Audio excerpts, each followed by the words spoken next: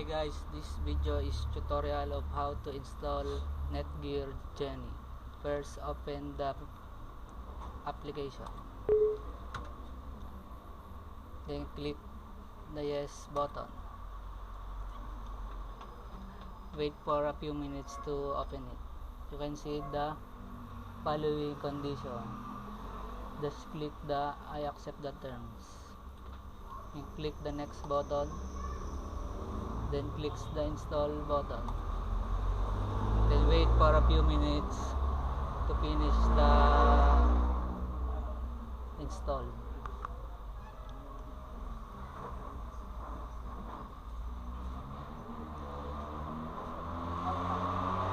Then click the next button.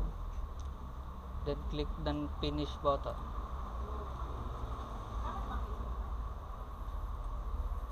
Then finally, the software is already installed. Bye. Thank you for watching.